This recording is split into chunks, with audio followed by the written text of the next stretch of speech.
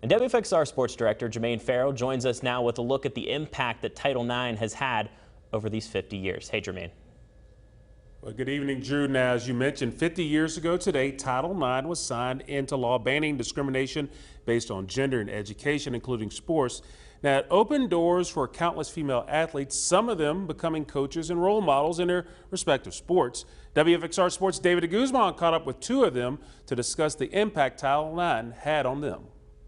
I was denied the opportunity to play baseball because I'm a girl. Dot Richardson remembers what life was like before Title IX.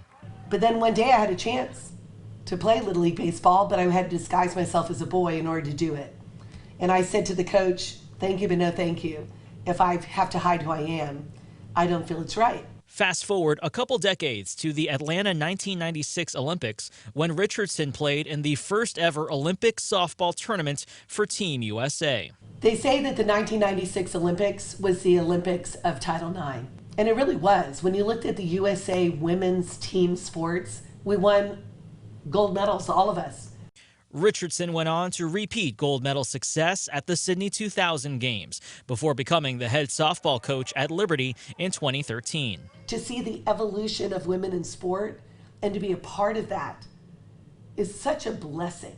I was a part of the generation that put the gap together between those women that competed for the love of the game, where you see women with commercials and sponsorship and valued.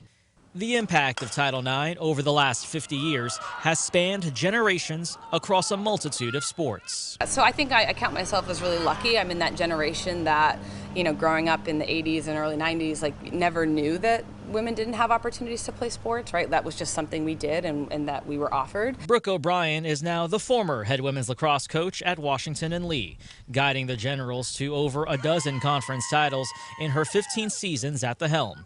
And like Richardson, she understands the responsibility she has in mentoring the next generation of female athletes. We're still not there, I think, professionally, both in the college game and then in terms of, other areas, whether it's high school or whatnot. There's still a lot of work to do, and it's something that I actually talk to my players a lot about. Is make sure you know what you're worth and make sure you ask for that. And O'Brien knows those lessons apply far beyond the field and the classroom. Knowing that whatever they do next, whether they walk into a boardroom or a operating room or a schoolroom, whatever it is, they know I've got this and I can handle whatever's going to be thrown my way and have that quiet confidence about them to go out and do their thing. Both head coaches are optimistic about the future of women's sports and Title IX. Everyone does deserve opportunities, and what is the opportunity that is the most fair that can happen?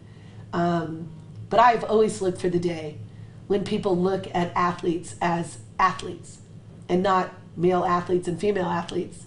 I hope it's true equity. I hope it's true equity across every division. I hope it's true equity across every geographic area.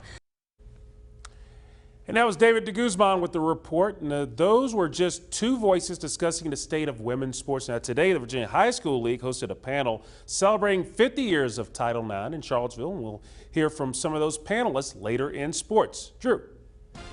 All right, Jermaine, thank you so much.